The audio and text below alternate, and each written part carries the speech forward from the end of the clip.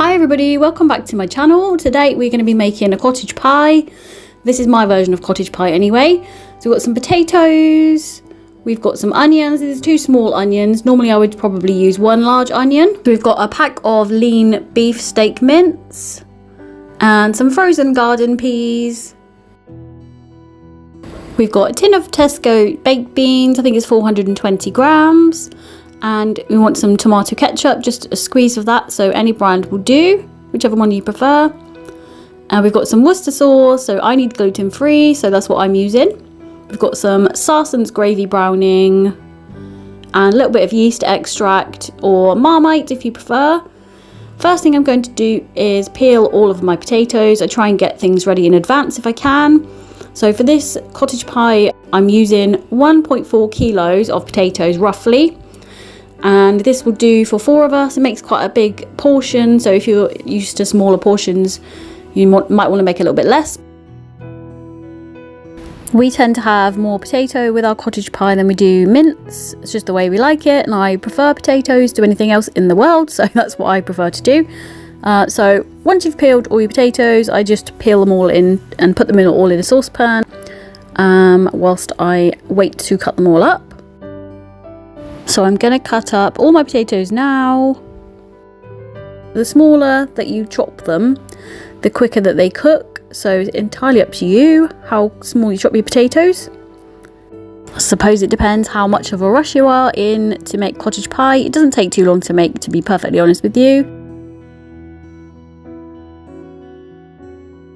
So once you've peeled and chopped all of your potatoes, the next thing that I would do is to just soak all of your potatoes in the saucepan, just to help. I will wash them a bit later on, but it just helps to remove a lot of the starch from the potatoes. So I'm just going to give them a good soak now and then leave them to stand while I start cooking the mince portion of the meal.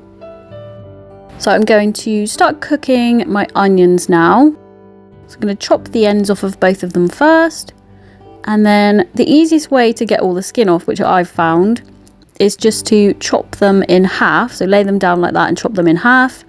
And the skin will come off a lot easier than if you were to try and peel it off. I mean, it's not particularly easy to take the skin off whilst wearing gloves anyway. So I'm just going to take that off and then chop all my onion into little pieces, as big or small as you like. It always throws me when recipes say to dice or slice or chop things up in different sorts of ways.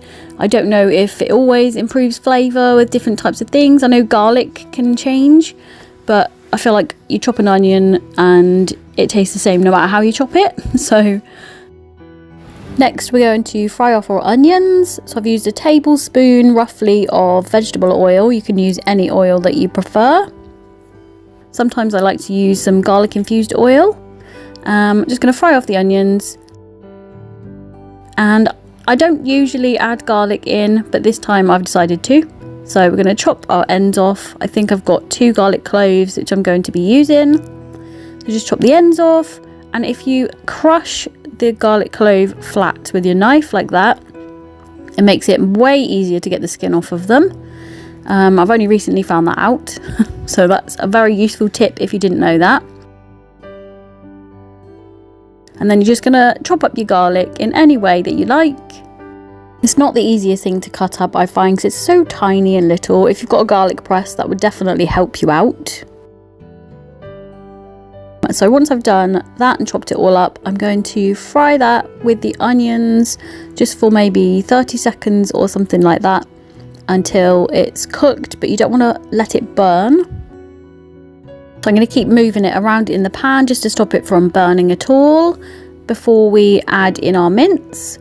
So I'm just going to pop the whole lot in one go, obviously remove the paper. So I'm going to start cooking that with the onions and the garlic and mixing it all in together. So I'm going to cook those and keep stirring it regularly, trying to separate the mince until it's all completely browned off and cooked.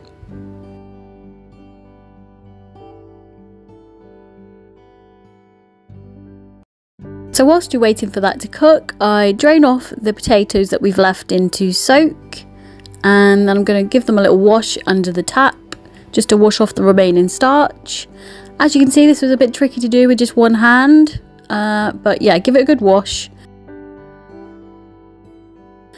And then we're going to pop it back in the saucepan and fill that back up again with some water, ready to cook. I fill the pan up with water just below the level of the potatoes, just because then it stops it overflowing when it starts to boil. So I'm going to put my pan lid on and put my potatoes on. Usually put them on low to cook. I'm not in a hurry for them to cook. And I want the mince all to be cooked and probably cooled by the time the potatoes are done. What I do next with my mince is I like to separate all of it. I don't like to find big chunks or lumps of mince in my cottage pies, and it tends to clump together and stick together. So I tend to chop it about as I go, and it helps it to separate, and it's just small little pieces then. I'm also really funny and I like to drain my mince before I use it. I don't like all the juices and things like that to stay in the mince in the pan when I'm doing the rest of it. So I drain all that off first, put it back in the pan, and we're going to start adding things. So I've got my tomato ketchup there, and I put in about a tablespoon of that.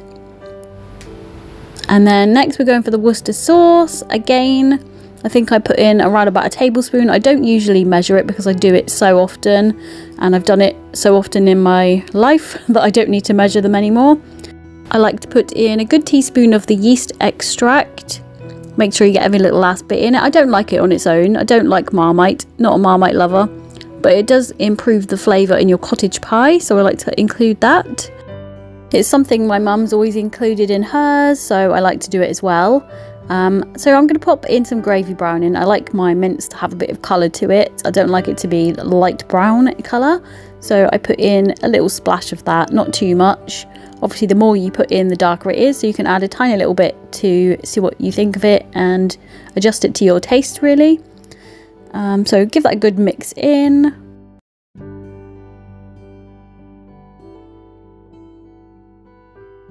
And we're going to add in our baked beans in a second and our peas. So I just use Tesco baked beans. Absolutely nothing wrong with Tesco baked beans or own brand in general. You could probably use cheaper ones or more expensive ones. It just depends on your taste. So I make sure I get every little last baked bean out of there. And when it comes to the peas, what you can always do, I tend to put in roughly around about the same amount of peas as I do baked beans.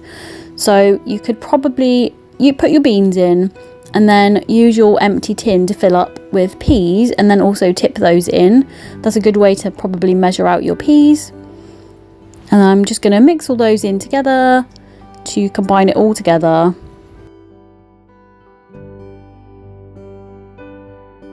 I also like to add in a little bit of hot water from the kettle. I'm not entirely sure how much I put in. I don't usually measure it out, but it's probably around 200 ml, maybe 300 ml. Just add a little bit and see what you think. I just don't like it to be too dry and solid or too swimming with water, so just do it to your taste really. I like it to be a little bit moist but not too moist.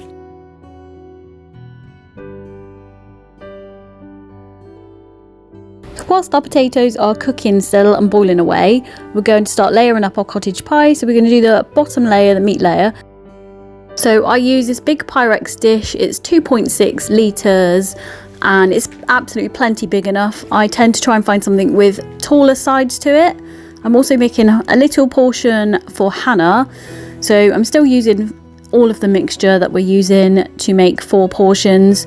It's just one's going into this smaller Pyrex dish for Hannah, and the other 3 portions will be in my big Pyrex dish this time. So you can just pour it straight into your container that you're going to cook it in the oven in. Obviously needs to be oven proof. You don't need to put anything in the bottom like oil or anything like that, because the mixture is nice and wet enough that it won't burn in the oven. Once I've poured it all in, I'm just going to spread it all out so it's even. And once it cools, it tends to like set a little bit in place, so it's a lot easier to put your mashed potato on and spread that out once it's a little bit cooler and it's sort of a little bit more solid. So a little bit later, our potatoes should be nice and soft, ready to mash. So I'm just going to drain all of those, and then I just put them back in the same saucepan that I boiled them in. with quite a large chunk of butter. So depending on your taste, if you like butter, some people like a mixture of butter with milk and so on. You might even like to make some cheesy mash, which is delicious, especially with cottage pie. You can make some cheesy mash, or you can just put a bit of cheese on the top of your cottage pie if you prefer. So we're just going to mash all that together, make it nice and creamy. This potato masher, I got this from TK Maxx, and a nice metal one, works really well. We did have a plastic one before that, and it was a real pain to mash with, whereas this one does the job perfectly. So I like to mash my potatoes until they're lovely and soft and fluffy and creamy.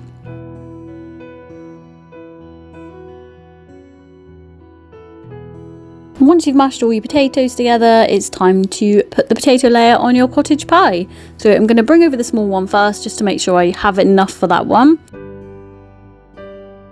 So just little spoonfuls, and you can evenly space them out. That way you don't put too much weight in one place. But like I said before, I've let the cottage pie mix set for a little bit, so it's a little bit harder and easier to layer up. So just pop it all on the top and put to one side. And now we can finish off the big one. So we're going to put blobs of mashed potato all over, evenly spaced out like we did with the smaller one. Fill in the gaps a little bit, so you've basically used up all of the mashed potato. And once you've finished with your mashed potato, you're going to smooth it all out. So you're going to start spreading it all out nice and even. Don't press down too hard because you'll displace the mince underneath. So you just want to be nice and gentle, but spread it evenly. Push it into the corners until it's nice and smooth on the top. So then you're going to get a fork and run it along all of the edges and across the top of your cottage pie, just to give it a bit of texture. And it makes it crisp up nicely when it's cooking. So just go all along the top. You can do any little pattern you like, just sort of press it in gently, just to make some raised edges and bumps and things like that in your cottage pie. And then you're ready to cook your cottage pie. So you can either pop it in straight away if you're ready, you can save it for later on in the fridge, or it will even keep for a couple of days in the fridge. So as you can see, I forgot to video putting this in, so it's already part cooked. I cook it on roughly gas mark 6 in the middle of the oven for about 40 minutes, depends on how you like it. So this is it, complete and done. It's cooked lovely. You can see where the textured top has cooked nicely and it's crisped up on the top. So we're going to dish that up now as well. And I've served it with some vegetables. So we've got carrots, broccoli and some cabbage. And we are all done. I hope you've enjoyed my cottage pie video and that you might have a go at it. I am by no means a professional or a chef of any kind. This is just what I like to do at home. Let me know if you enjoy it. Thank you so much for watching.